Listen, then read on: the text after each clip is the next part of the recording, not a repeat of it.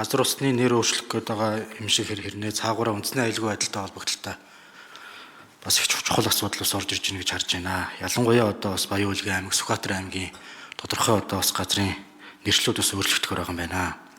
Тэгэхээр ихэвчлэн энэ одоо хил орчмын бүс нутагт бас байгаа нь анхаарал бас нэлээд татж байна.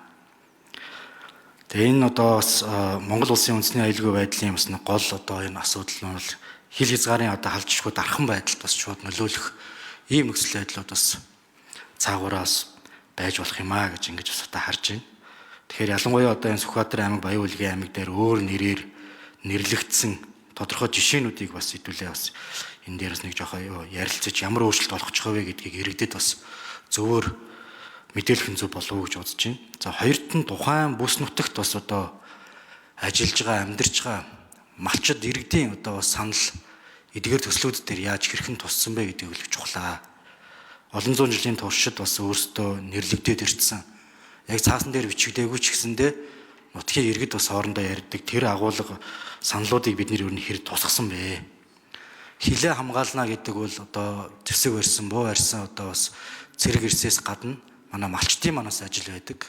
Тэр утгаараа бол энэ хил хамгаалахын ажилд бас гар бие оролцдог энэ малчтынхаа саналыг бас одоо ер нь хэрхэн тусгасан бэ гэдэг дээр тодорхой бас асуулт асууя.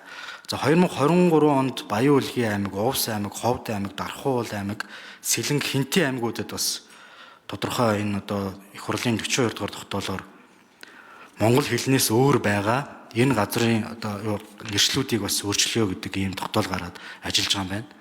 Тэгэхээр бусад аймагуудын мэдээлэл дээр бас ямар одоо байгаа вэ? Энэ саналууд бас хизээ яаж орж ирэх вэ гэдгийг би бас тодтогоод нэмээд асууя. За Сүхбаатар аймгийн хувьд бол улсын хурлаар батлуулаагүй 940 байгаа юм байна. Байрлал зөрүүтэй 17, үг үсгийн буюу энэ хэл найруулах бичгийн алдаатай 45, газар зүүн одоо бас нэр байгаа юм байна. За ингээд 1080 нэрийг шинээр одоо тогтоож орж ирж байгаа юм. Тэгэхээр одоо яг өнөөдөр орж ирж байгаа батлагдж байгаа байдлаар энэ бүрэнгүүд эдгээр агуулгаараа бүгд орж ирж гин гэж үзэх үү? Эсвэл ахаад үе шаттай явах уу гэдгийг асууя. Тухайлбал одоо яг ямар жишээнүүд байна вэ гэдэг дээр бас нэлээд дэлгэрүүлээд иргэдэд бас ойлголт өгөх нь зөв баха. Жишээ нь хэм бол Мөнххан суманд, Сүхбаатар аймгийн Мөнххан суманд байгаа Цээлт нуур гэдгийг Цээл нуур гэж нэрлэхээр болж байгаа. Ямар үндслээр энэ дээр одоо яг ямар одоо бас шалгууруудыг тавьж өөрчилдөг юм бэ? Хоёр дахь нь энэ Дайргангийн Сүхбаатар аймгийн Дайрганг суманд байгаа Толгойн дэрс тойром гэдэг энэхүү газрыг Толын дэрс тойром гэж бүр агуулгын хувьд бүр бүтэн өөр агуулгатай болгож байна л да. Тэгэхээр энэ саналыг ер нь ажлын хэсэг яаж ажиллаж гаргадаг юм бэ гэдгийг бас ойлгуулаад тайлбарлаад өгөх нь зөв баха. За төсөвтэй холбогдлолтой асуудлууд бас байдаг юм байна. Гол төсөв юун дээр явдаг юм бэ? 1.6 орчим тэрбум төгрөг байгаа юм байна. Өөр одоо энэ төсвийн задлж явах асууя. Дээр нь энэ Google Map, Maps-me энэ гэдэг энэ яг иргэдийн хэрэглээ 3 ухт хаяг маяг гэдэг эдгээр энэ одоо бас хэрэглээний энэ технологиудтай бас бид нар яаж холбож энийг өөрчлөхөд ямар зардлууд, ямар зохион байгуулалтын ажлууд бас гардаг юм бэ гэдгийг бас тодруулж асууя. За хэн хариулах вэ? За ажлын хэсэг газар зохион байгуулалт геодо зураг зүйн ерөнхий газрын дарга Инх Манлаа 4-р микрофон хариулъя. За гамуулын гишүүний асуултанд хариулъя. Газар зохион байгуулалт геодо зураг зүйн ерөнхий газар Инх Манлаа. За улсын хил орчмын бүст энэхүү одоо хоёр аймгийн газар зүүн нэрийг тодруулах мэдээлэл сан бүрдүүлэх ажлууд хийгдсэн байгаа. За тэр дундаа бид бүхэн энэ Баян-Улгийн аймгийн одоо нутаг дэвсгэрт хамаарах газар зүүн нэрийг шинээр тогтоож байгаа хэсгүүд бол манай Монгол улсын баруун захын одоо томоохон уул гол нуруудын одоо нэрүүд 2003 оны одоо улсын хурлын тогтоолоор батлагтаагүй үлдсэнийг бид хүн бас тогтоож одоо өгж байгаа. За энд бол одоо жишээ дурдахад Майн туул гэдэг Монгол улсын хамгийн одоо баруун талын захын цэг байгаа. За энэ одоо баруун талын захын цэгийг энэ 2003 оны 42 дахь тогтоолд баттаагүй үлдээсэн байгаа. Тийм учраас бол энийг бид нар батлах нь бол Монгол улсын одоо аюулгүй байдал тусгаар тогтнолын хувьд бол маш чухал зүйл юм а гэж үзэж байгаа. За улсын хилийн одоо асуудал бол мэдээж одоо хоёр улс хөрш орнуудтай холбоотой. Энэ бол тусдаа шалгалтаар бол хийгдэж зохион байгуулагддаг. Тийм учраас бол энэ газар зүйн нэрийн асуудалд бол хилийн орчмын газар зүйн нэрүүд дээр аль болох өөрчлөлт оруулахгүй байх. Ийм одоо зарчмыг бол баримталж байгаа. За хоёр дахь асуудал болоход бүс нутгууд за аймагуудын иргэдийн дунд бол мэдээж бид хилцүүлгүүдийг олон удаа зохион байгуулсан. Энэ ажил маань ер нь 2021 оноос хойш хийгдсэн юм ажлууд байгаа. Тийм учраас бол энэ олон жилийн хугацаанд бүх одоо сумдын иргэдүүд за мөн сумын засаг захиргааны одоо байгууллагаас томилогдсон төлөөлөгч нар бол энэ газар зүйн нэр тодруулах ажилд бол хамтарч ажилласан. За ингээд энэ иргэдийн бас санал дээр үндэслэж энэ газар зүйн нэрийг бас шинжилт тогтоодог байгаа. За хэлцүүлэг 6 удаа бид бүхэн бас хийсэн байгаа албан ёсоор. За мөн одоо бас байгууллагын цахим хуудас дээр бас тавьж иргэдээс санал одоо өсөлтийг авсан. За ингээд энэ 6 аймаг дээр бас онцолж энэ газар зүйн нэрийг монгол хэлнээс өөр хэл дээр нэрлэж байгааг бол шалгах ажлыг бол 2021-22 онууд бол улсын хэмжээнд явуулсан.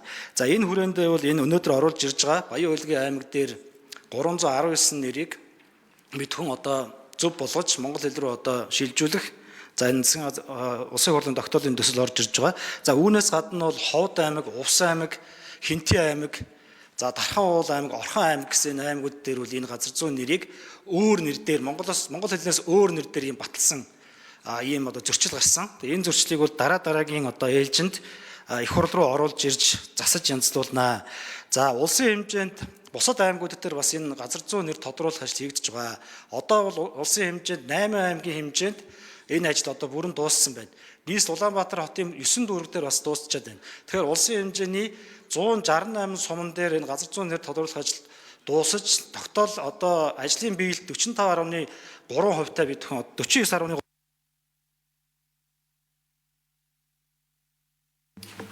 За асуултаа гүйцэгээд хариулъя. 49.3% хэрэгжилт нь явж байна. За тэгэхээр энэ намрын одоо чуулганаар бид хүн бүрэн дууссан аймагуудын газар зүйн нэрийн тодруулалтын ажлыг бас оруулж ирж хэлэлцүүлнэ. За Сүхбаатар аймаг дээр бол 45 газар зүйн нэрийг бол улсын хурлын 2003 оны 42 дахь тогтоолоор алдаатай баталсан байна. За энд бол монгол хэл бичгийн алдаа, дүрмийн алдаанууд их хвчлэн бол гарч ирж байгаа. За мөн одоо бас нутгийн иргэдээс тухайн одоо газар нутгийг зөв нэрлэх юм бас санал хүсэлт гарсан. Ийм учраас бол бид хүн 45 нэрийг өөрчилж оруулж ирэх. За 2020 нэрийг бол бас батлаагүй үлдээсэн ийм бас асуудал гарсан учраас энэ нэрүүдийг бол шинээр батлуулахаар оруулж ирж байгаамаа. За 1.6 тэрбум төгрөгийн зардлын тооцоо судалгаа гарсан. За энд бол газар зүйн нэрийг шинэ нэрийн дагуу бид хүн байр зүйн зургуудыг шинээр бас хэвлэх. За мөн одоо самбар тэмдэглэгээ байгуулах ийм ажлууд орж ирж байгаа. За баярлалаа. За мөнгөн цогийн ган хөлөг гишүүн тодруулж асууя. Тий одоо хэл шинжлэх ухааныхан маань бас ямар шүү одоо байдлаар ажилладаг юм болоо ажлын хэсэг дээр. Дүрмийн алдаатай батлаад тэгээд дүрмийнхаа алдааг засаад гэдэг нэг иймэрхүү бас алдаануудыг цаашдаа гаргахгүй байх тал дээр. Эсвэл одоо энэ монгол хэлний дүрм өөрчлөгсөнтэй холбогдолтой ингээд засаад яваад байт юм уу? Энд дээр нэг тодорхой тайлбар бол хэлсэн зүг баг. Бас өөрхөн төсвүүд гараад энэ болгоныг бас ихэд бас зөндөө олон судалгааны ажлууд бас явах ийм одоо бас байдлаар хандахгүйгээр явах зүг баха гэж бодож байгаа. Яг цаашдаа нэг хэрэглэлээ аягүй чухал. Яг тэр Google Maps одоо бусад тэр одоо аппликейшнуд байдаг юм уу? Хүмүүсийн иргэдийн одоо тэр хэрэглээнд нэвтрүүлэх энэ чиглэл дээр яаж одоо үндсэндээ харж ажиллах вэ гэдгийг асуусан баг.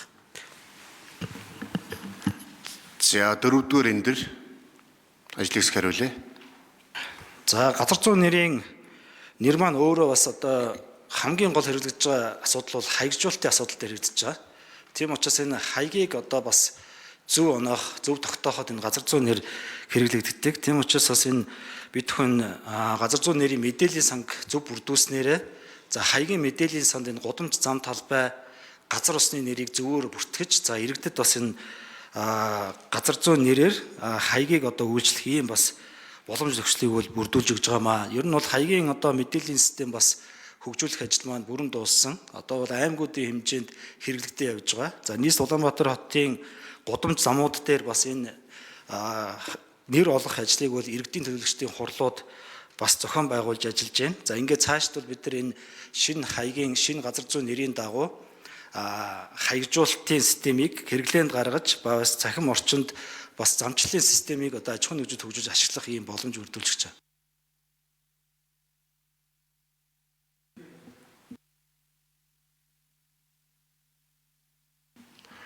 За нэмээ хариултчид 4-р микрофон. –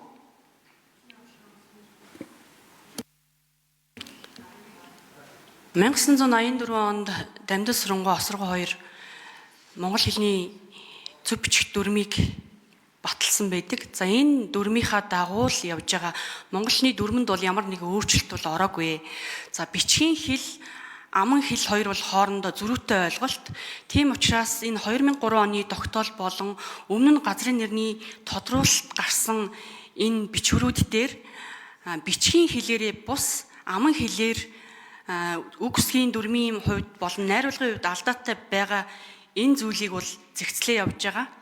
Монгол хэлний тухай хуульд ямар заалт байгаа вэ гэхээр газар усны нэрийг монгол хэлнээс бусад хэлээр орчуулсан эсвэл бусад хэлний дуудлагаар галглан бичсэн бол хүний 300 нэгжтэй тэнцэх хэмжээний төгрөгөөр хуулийн этгээдийн 3000 нэгжтэй тэнцэх хэмжээний төгрөгөөр торгоно гэсэн ийм заалт байгаа. Газар усны нэрийг өөрчлөл. За нэмээ хариулчи. Асуултад хариултад дуусгая. Тэгэхээр зөрчлийн тухай хууль дээр байгаа энэ торгуулийн хэмжээг мөнгөн дүнгийн бол дээш нь тавих ийм шаардлага бол зүйснийх байгаамаа.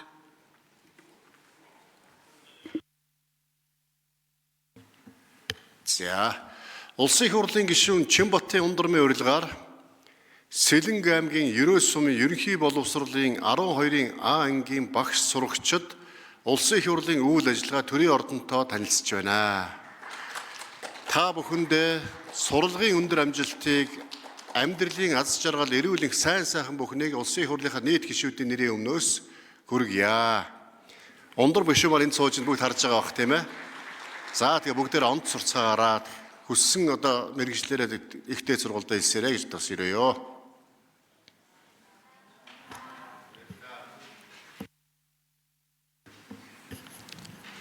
Сүхбаатарын Эрдэнэ улд гишүүн асуултаа